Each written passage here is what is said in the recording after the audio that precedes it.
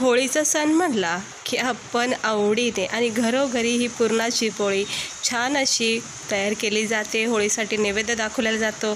तर आज आहे होळीचा सण आणि त्यानिमित्त घरोघरी अशा पुरणाच्या पोळ्या, आमटीचा बेत। तर आज आमच्या इकडे सुद्धा हे पुरणाच्या पोळीचा बेत बनवलेला आहे। तर आज मी तुम्हाला छानपैकी अशी लुसलुशीत मऊ आणि अशी मस्त खमंग टेस्टी अशी पुरणाची पोळी आणि आमटीचा बेत दाखवणार आहे। म्हणजे आमटीची रेसिपी मी वेगळी अपलोड करणार आहे। तिकडे बघू शकता खूप छान अशी ही खमंग टेस्टी अशी पुरणाची पोळी तयार झाली आहे।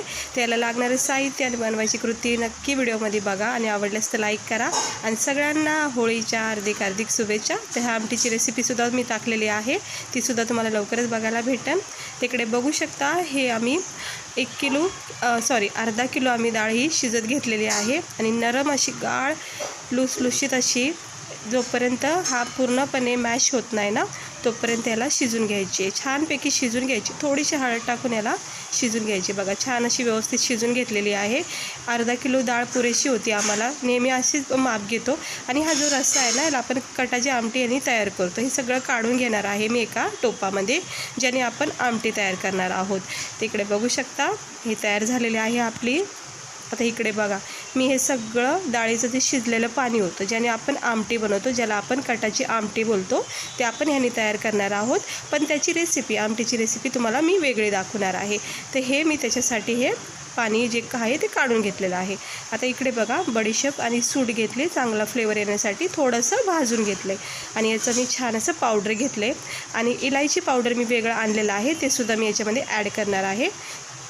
आता इलायची पावडर आणले मी ह्यावेळेस, नेहमी माझी अख्खी इलायची असते जी कुटून घेत असते मी। तर हे बडीशेप आणि सूट असं बारीक वाटून घ्यायचं, थोडंसं मंद आचेवर भाजून, छान फ्लेवर आणि सुगंध येतो पोळीला मस्त। तर आता आपण हे साईडला ठेवून घेऊया आणि पुढची प्रोसेस बघूया। तर इकडे डाळ चांगली शिजून निघलेली आहे आणि इकडे अर्धा किलो गूळ आम्ही वापरलेला आहे अर्धा किलो डाळीसाठी। तर इकडे माझी आई हे प्रोसेस करत आहे, कारण मला नेहमी आईच्याच हाताच्या पोळ्या आवडतात। तर मी आईच्या हाताचा हा पुरणाच्या पोळीचा बेत दाखवते तुम्हाला। तर इकडे म्हणजे आई एका टोपामध्ये, म्हणजे ज्या टोपामध्ये आम्ही डाळ शिजून घेतली त्याच्यामध्ये हे गूळ जे आहे ना ते तोडून टाकत आहे, जेणेकरून चांगलं मिक्स करायचं आहे। आणि याच्यामध्ये आपण जे बडीशेप आणि सूटचा कूट केला आहे, इलायची पावडर आपण याच्यामध्ये टाकून घ्यायचं। खूप छान सुगंध येतो, खूप चांगली चव येते, फ्लेवर इतका भारी लागतो। इलायची पावडर, बडीशेप आणि सूट हे चांगलं पावडर याच्यामध्ये मिक्स करायचं। 1-1.5 चमचा टाकला तरी पुरेसा आहे। तर आता हे सगळं मिक्स करून घ्यायचं आपण। हे बघा हे आई माझी हे टाकून घेत आहे याच्यामध्ये। आता हे गॅसवर सगळं मिक्स करून घ्यायचं गुळासोबत, डाळीसोबत हे इलायची पावडर जे आपण टाकून घेतलं आहे। ही आमची फार जुनी पद्धत आहे, नेहमी माझी आई अशाच प्रोसेसने पोळ्या करते आणि इतक्या भारी लागतात पोळ्या, म्हणून नेहमी आम्ही पोळ्याचा बेत म्हटलं की आईकडूनच करून घेतो। बिर्याणी भात वगैरे जरी काय असलं, कारण की आईच्या हाताची चव ही वेगळीच असते, सगळ्यांनाच माहिती आहे। आपण कितीही मोठे हुशार झालो, कुकिंग छान झालो, तरीसुद्धा आईच्या हाताची चव काय लागत नाही। हे बघा मस्त असा हा गूळ याच्यामध्ये मेल्ट झाला आहे, मंद आचेवर छानपैकी हे असं मिक्स झालेलं आहे गूळ। आणि याच्यामध्ये आपण इलायची पावडर पुन्हा एकदा टाकून घेतलं आहे, बडीशेप, इलायची, सूटचं पावडरचा इतका छान सुगंध येतो। आता हा गूळ पूर्ण मॅट झालेला आहे, आता हा जाम होऊन जाईल। इकडे बघू शकता थोडा वेळ झाला की अगदी असं घट्टपणा याच्यामध्ये तयार होतो आणि ह्याचं आपल्याला मग पुरण तयार करायचं। इतकं सुंदर आणि स्वादिष्ट हे पुरण तयार होतं ना, ते बघू शकता मस्त आहे, जाम झालेलं आहे। म्हणजे थोडा वेळ झालं की एक घट्टपणा याच्यामध्ये तयार होतो। आता आपण काय करायचं, ह्याला आपल्याला वाटून घ्यायचं आहे, म्हणजे छान असं ह्याचं पुरण तयार होऊन थंड झालेलं आहे। आणि खाली असं काढून घेतलेलं आहे। हे अर्धा किलो डाळीचं, अर्धा किलो गुळाचं हे एवढं आपलं पीठ तयार झाले, डाळ तयार झाली वाटण। आता आपल्याला काय करायचं, हे वाटून घ्यायचं। आता मी नेहमीच पुरण जे आहे ना मिक्सरच्या छोट्या भांड्यामध्ये मी वाटून घेते। हे इथे मी इलायचीचं पावडर आणि बडीशेपचं पावडर वाटून घेतलं आहे, त्याच भांड्यामध्ये मी हे थोडं थोडं करून पुरण वाटून घेणार आहे। तुमच्याकडे जर पुरण यंत्र असेल त्याच्यामध्ये सुद्धा तुम्ही वाटू शकता, पण मिक्सरमध्ये खूप छान पुरण तयार होतं, काही टाईम लागत नाही। फक्त थोडं थोडं याच्यामध्ये टाकून असं वाटून घ्यायचं। मी तुम्हाला दाखवते, तुम्ही बघत राहा, खूप मस्त तयार होतं। हे बघा आता ह्याला फक्त 2 राऊंडमध्येच हे पुरण इतकं छान असं हे बघा एकदम भारी असं नरम सॉफ्ट असं, अजिबात डाळीचं कण राहत नाही, इतका नरम सॉफ्ट हे पुरण आपलं तयार होतं. आणि नेहमी मी अशीच करते. आणि तुम्हाला जर पुरण वाटायचा कंटाळा येत असेल ना, तर ही अशी प्रोसेस एकदा करून बघा. मिक्सरच्या छोट्या भांड्यामध्ये थोडंसं पुरण म्हणजे डाळ जी असते ना शिजलेली, ती याच्यामध्ये वाटून बघा. खूप भारी तुम्हाला एक टिप सांगितली मी पुरण वाटायची. आणि मी तर अशीच करते नेहमी. आणि खूप कमी वेळ लागतो आम्हाला त्यामुळं पुरण बनवायला. तर ते मी सगळं वाटून घेणार आहे. आणि हे बघा, परत एकदा आता याच्यामध्ये दुसरा बॅच टाकून घेते. आता याच्यामध्ये परत थोडं टाकून घेते बघा. असं थोडं टाकायचं, चांगलं थंड करून घ्यायचं अगोदर, गरम नाही टाकायचं. हे असं टाकून घेतलं की परत एकदा हे बघा, इतकं आपला अर्धा किलो डाळीचा इतकं छान असं हे पुरण तयार झालं आहे. बघू शकता किती सुंदर असं हे पुरण तयार झालं आहे. तर आपण लगेचच याच्या पोळ्या करायच्या आहेत. नरम सॉफ्ट लुसलुसीत असं हे पुरण चांगलं झालेलं आहे. जितकं चांगलं पुरण आपलं तयार होतं तितकंच आपल्या पोळ्या चांगल्या होतात. बघा किती छान जाम होतं आहे, घट्ट होतं आहे, मस्तपैकी झालेलं आहे पुरण. खूप कमी वेळामध्ये तयार होतं, काही वाटायची झंझट नाही पाट्यावर वगैरे. तर मी थोडंसं घेऊन दाखवले तुम्हाला, कारण बाकीच्या पोळ्या आई माझ्या करणार आहेत. तर तुम्हाला, कारण मी पण ट्राय करते थोडंसं. तर आता मी हे 2 पोळ्यांना जरा ट्राय करून बघते, कारण माझी आई बोलती तू पण जरा प्रयत्न कर, पोळ्या शिकायचा प्रयत्न कर. आता एवढ्या रेसिपी बनवतेस तर पोळ्यासुद्धा बनव. त्यामुळं मी आज पोळ्या बनवते. म्हणजे याच्या अगोदरसुद्धा बनवलेल्या आहेत, पण व्हिडिओमध्ये मी पहिल्यांदाच दाखवते. तर चला, याच्यामध्ये मी तूप घेतले. आता पूर्णची पोळी तुपाशिवाय तर अधुरीच असते, त्यामुळे मी भरपूर असं तूप घेतलं आहे. त्याच्यामध्ये थोडंसं तेल मिक्स केलेलं आहे. आणि छानपैकी असं थोडंसं इथं साईडला ठेवून घ्यायचं मिक्स करून. आणि हे बघा, आई माझी बाजूला उभी आहे, तुम्हाला दिसत नसेल, पण ती मला नेहमीच बोलते पुरणपोळ्या शिकून घे. आणि मला जरा कठीण वाटतं, पण आज मस्त ट्राय केलं. ह्याच्या अगोदर पण केलेलं आहे. आता मोठा उंडा घेतलेला आहे मी हे गव्हाच्या पिठाचा, आणि थोडंसं तुपाचा हात लावते. आणि असं आपल्याला एक वाटी तयार करायची, हलक्या हाताने प्रोसेस करायची. हे बघा, हलक्या हाताने प्रोसेस करायची. आणि जितकी मोठी होईल तेवढी वाटी बनवायची, म्हणजे पिठाच्या अंदाजेनुसार करायचं. हे बघा, छानपैकी असं प्रेस करून घेते. आतमध्ये असं मस्त गोलाकार केलेला आहे.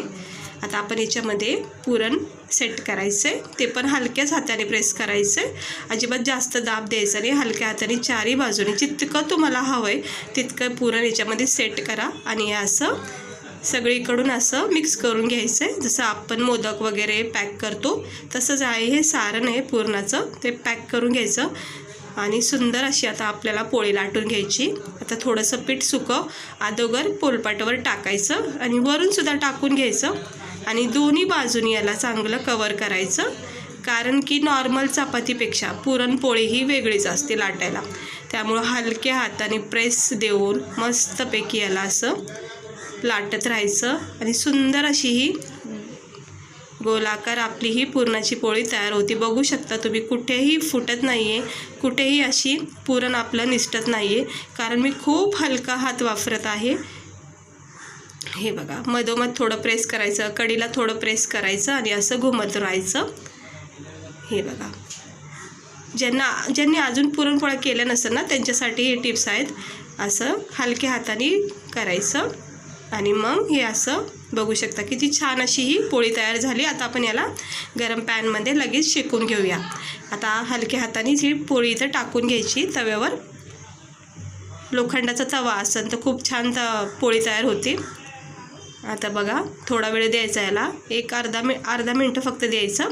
आणि लगेचच याला आपण पलटी करायचं. लगेच म्हणजे टाकल्या पलटी नाही करायचं, थोडंसं शेकून द्यायची आणि मग पलटी करायचं. हे बघा, असं पलटी करून झालं, मंद आचेच ठेवायची, जास्त फास्ट नाही ठेवायचं. मग हे तेलाचं जे आपण मिश्रण केलं आहे ह्याच्यामध्ये टाकायचं.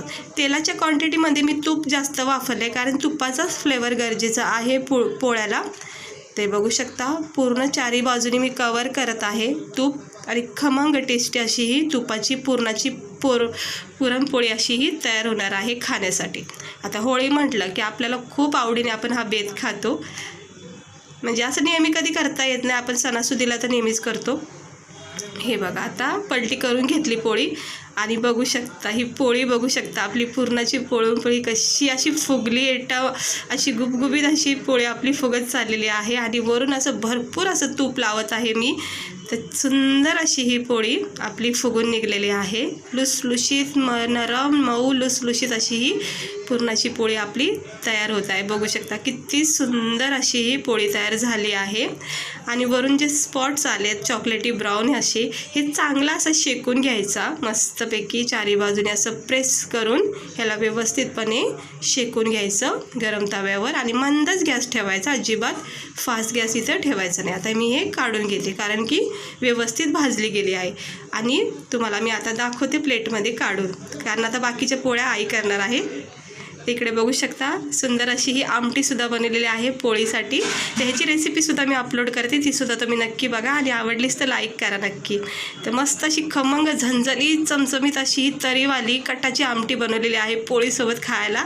खूप भारी लागते, इतकी चवदार आणि झणझणीत असती ना, एकदमच मस्त बेत बनून जातो हा पोळीचा. तर नक्की आमटीची रेसिपीसुद्धा तुम्ही बघा, मी अपलोड करेन. हे बघा आता मस्त ह्या पोळ्या तयार झाल्यात. ह्या गरमागरम अशा ह्या पोळ्या केलेल्या आहेत.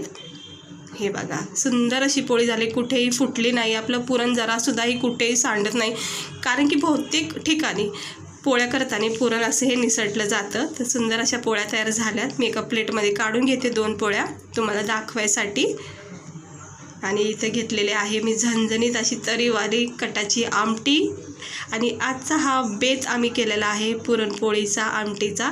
तर कसा वाटला नक्कीच सांगा आणि आवडलाच तर लाईक करा आणि असेच व्हिडिओ बघण्यासाठी सबस्क्राईबर करा. सगळ्यांना होळीच्या शुभेच्छा.